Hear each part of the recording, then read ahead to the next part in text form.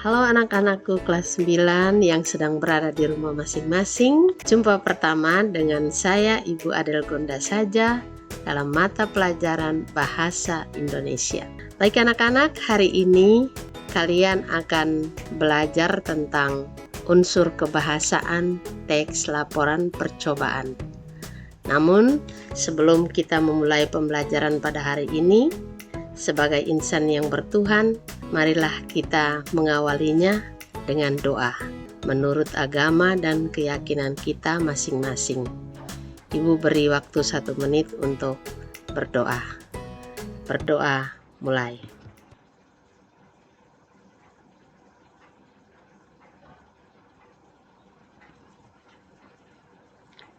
Berdoa selesai. Baik anak-anak, sebelum kita memulai pembelajaran pada hari ini, ada beberapa informasi penting yang akan Ibu sampaikan.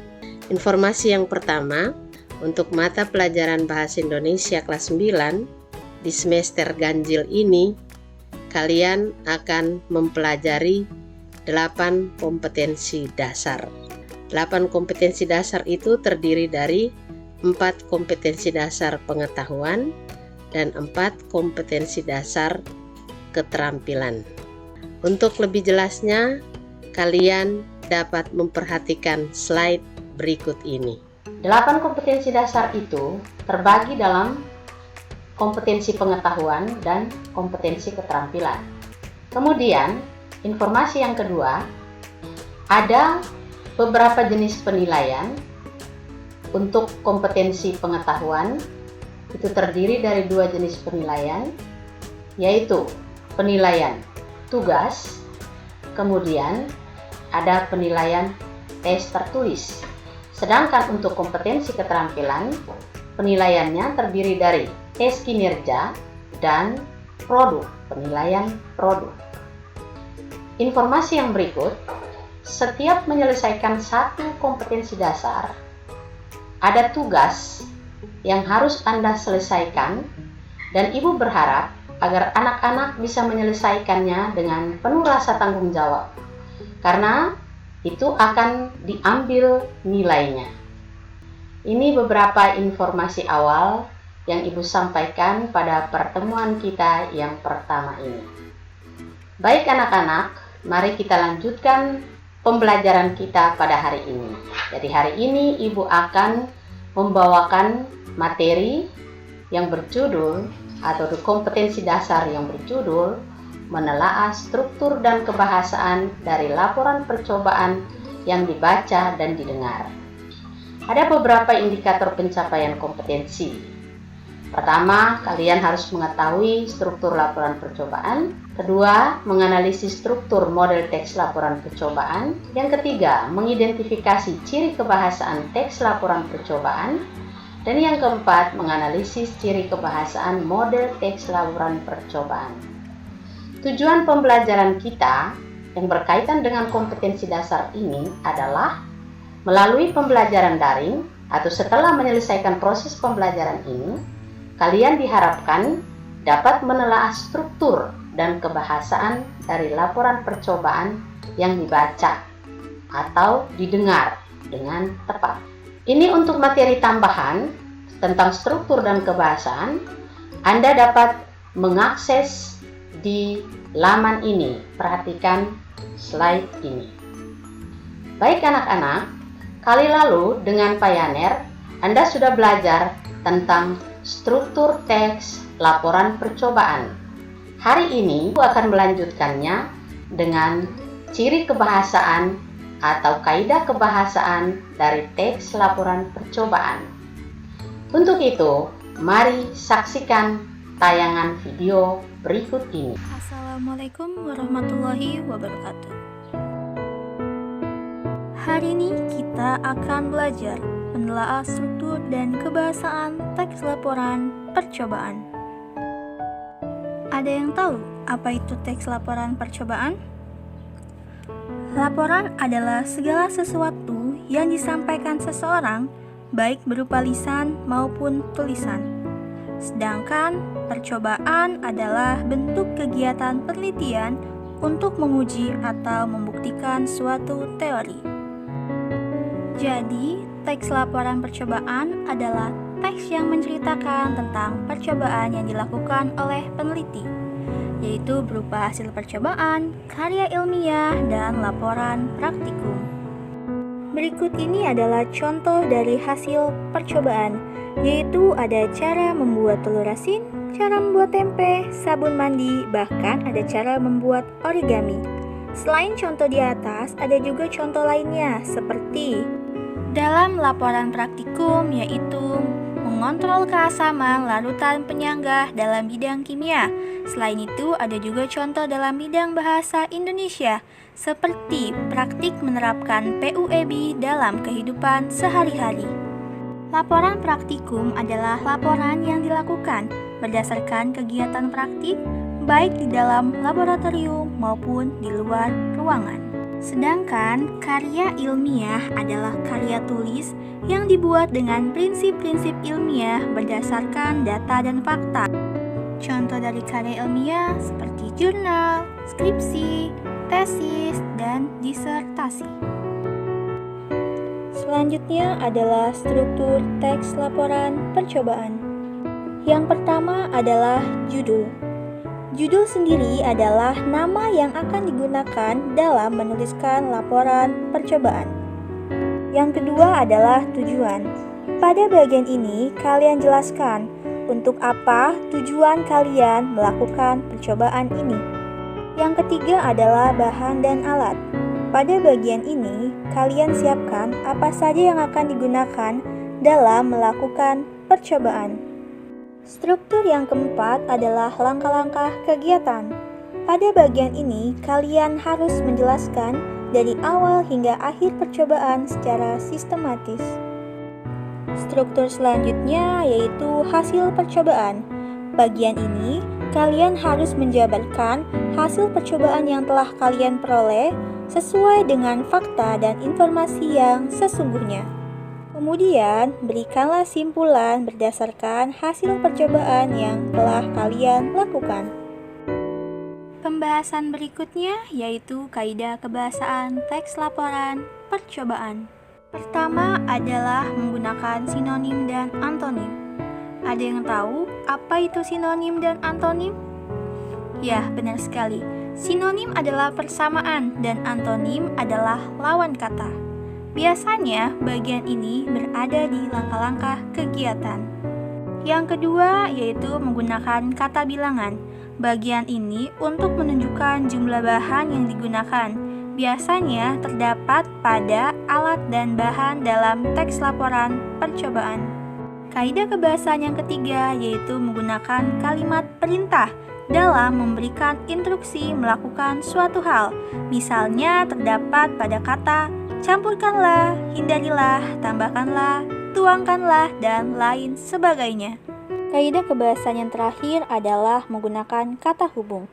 Fungsi kata hubung adalah untuk menggabungkan kata dengan kata, prosa dan frasa, klausa dengan klausa, kalimat dengan kalimat, hingga paragraf dengan paragraf.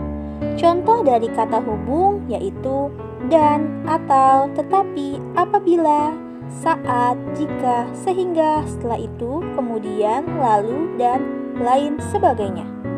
Berikut ini adalah contoh teks laporan percobaan. Di sini saya memberikan contoh membuat es krim. Pada bagian tujuan, kalian bisa melihat di mana tujuan membuat es krim ini adalah agar anak-anak dapat mengonsumsi es krim yang lebih sehat karena menggunakan bahan yang alami tanpa mengandung gula dan warna buatan. Kemudian pada alat dan bahan kalian bisa lihat di sana terdapat kata 1 liter, 200 gram, 4 butir, dan 1 sendok. Itu semua merupakan kata bilangan yang terdapat pada ciri kebahasaan teks laporan percobaan. Yang ketiga yaitu langkah-langkah kegiatan. Di sana terdapat kalimat masaklah susu segar, masukkanlah larutan tepung maizena, dan campurkanlah vanili.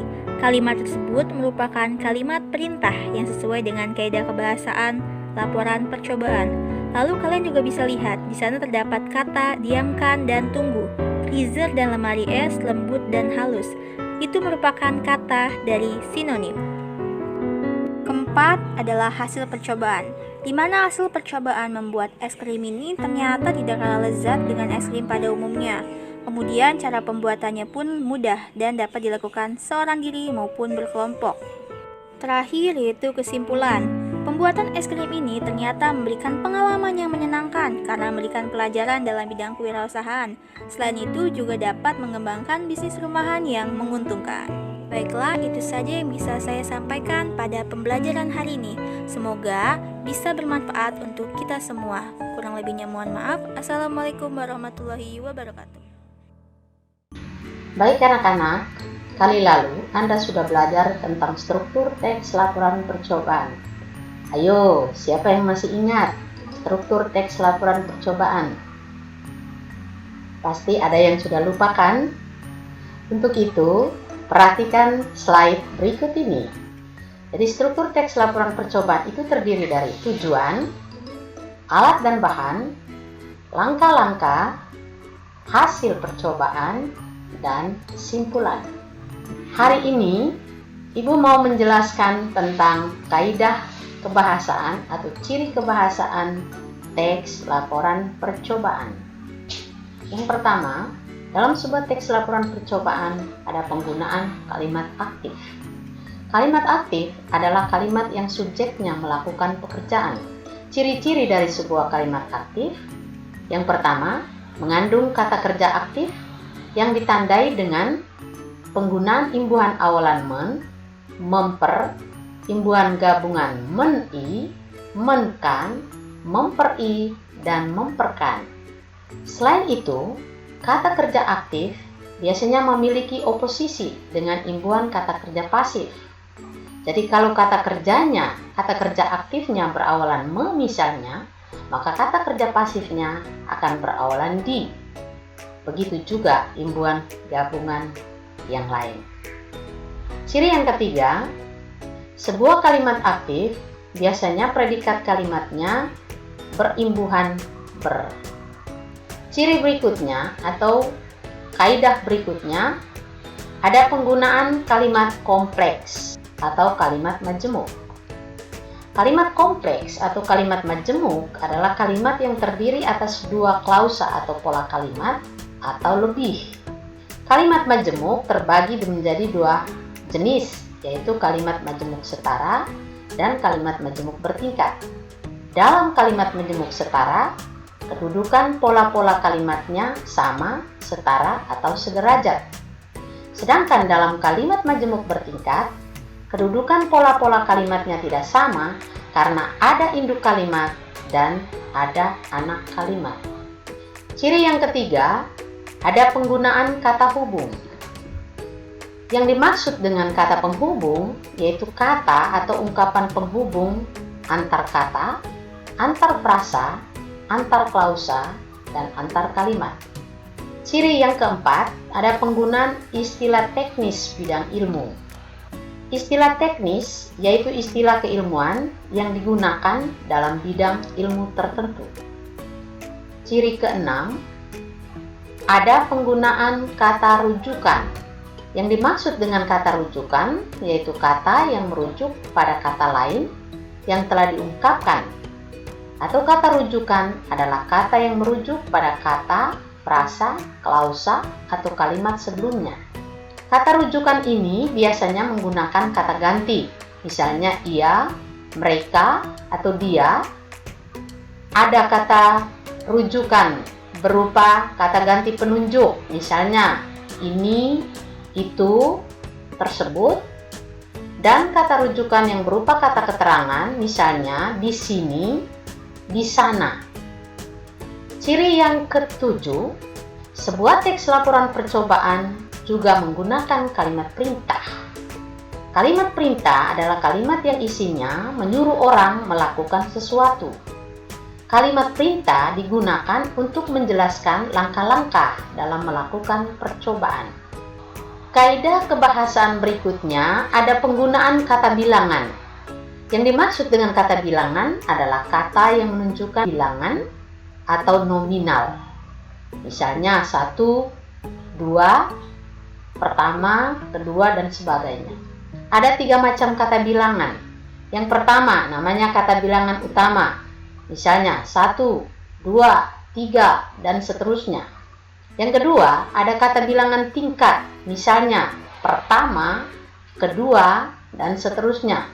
Dan yang ketiga ada kata bilangan kumpulan, misalnya kedua, ketiga, dan seterusnya. Ciri yang berikut, ada penggunaan sinonim dalam sebuah teks laporan percobaan. Yang dimaksud dengan sinonim adalah kata-kata yang memiliki arti atau makna yang sama. Sedangkan lawan kata biasa disebut dengan antonim. Baik anak-anak, contoh kalimat dari tiap ciri kebahasaan dalam teks laporan percobaan, silakan Anda perhatikan slide berikut. Yang pertama, penggunaan kalimat aktif. Contoh kalimatnya, berikut langkah-langkah membuat tempe menggunakan teknik bioteknologi. Di dalam kalimat ini ada kata kerja membuat dan menggunakan. Kata kerja tersebut berawalan me. Ciri yang berikut, penggunaan kalimat kompleks.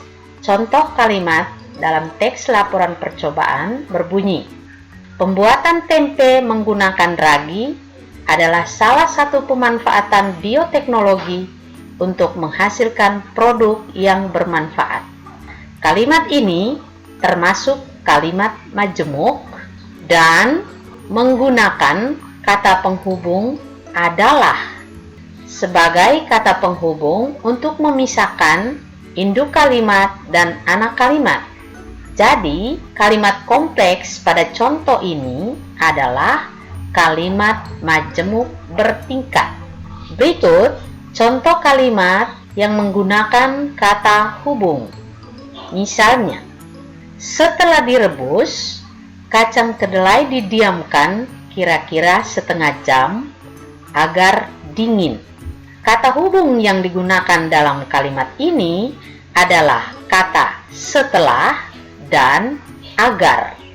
Ciri berikutnya, penggunaan istilah teknis bidang ilmu. Contoh kalimat dalam laporan percobaan yang menggunakan istilah teknis bidang ilmu, misalnya, setelah 2 hari 2 malam didiamkan, kacang kedelai akan diselimuti oleh selaput putih sebagai tanda terjadi proses fermentasi pada kacang kedelai. Dalam kalimat ini ada istilah teknis bidang ilmu, yaitu istilah fermentasi. Kaidah kebahasaan berikutnya adalah penggunaan kata rujukan. Contoh kalimat dalam teks laporan percobaan yang menggunakan kata rujukan, misalnya, produk bioteknologi tersebut akan memudahkan konsumen untuk mengolahnya menjadi suatu bahan makanan.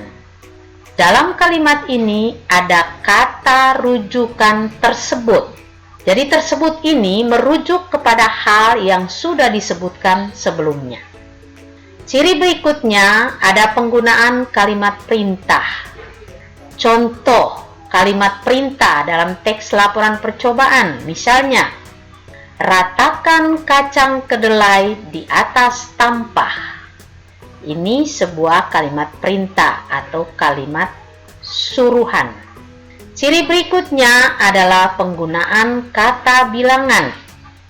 Contoh penggunaan kata bilangan dalam teks laporan percobaan bisa kita temukan pada bahan atau alat yang digunakan dalam teks dalam melakukan percobaan. Contoh kalimatnya berbunyi, bahan yang diperlukan untuk membuat tempe adalah kacang kedelai 1 kg, ragi tempe, dan air. Kata bilangan yang dimaksud dalam kalimat ini adalah 1. Ciri selanjutnya adalah penggunaan sinonim. Contoh kalimat dalam teks laporan percobaan yang menggunakan sinonim, misalnya, buang air rebusan kacang kedelai, kemudian cuci dengan air bersih, lalu tiriskan. Dalam kalimat ini ada dua kata bersinonim, yaitu kata kemudian dan lalu yang maknanya sama. Di akhir pembelajaran ini, mari kita menyimpulkan materi pembelajaran kita pada hari ini. Ciri kebahasaan atau kaidah kebahasaan dari sebuah teks laporan percobaan terdiri dari 8 ciri. Yang pertama, ada penggunaan kalimat aktif. Yang kedua, ada penggunaan kalimat kompleks atau kalimat majemuk. Yang ketiga, ada penggunaan kata rujukan. Yang keempat, ada penggunaan istilah teknis bidang ilmu. Yang kelima, ada penggunaan kata bilangan. Yang keenam, ada penggunaan kalimat perintah. Yang ketujuh, ada penggunaan sinonim. Ciri yang kedelapan dari unsur kebahasaan teks laporan percobaan adalah penggunaan kata hubung. Baik anak-anak, di akhir pembelajaran ini ada tugas yang perlu kalian selesaikan. Anda dapat mengerjakannya pada Google Forms dan link soalnya ada di bagian deskripsi.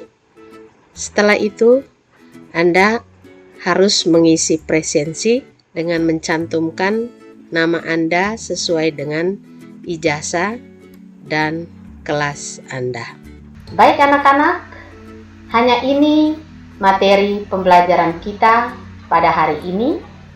Ibu berharap kalian harus tetap semangat belajar dan menyelesaikan semua tugas yang telah Ibu berikan hari ini agar kalian bisa mendapatkan nilai untuk kompetensi dasar ini.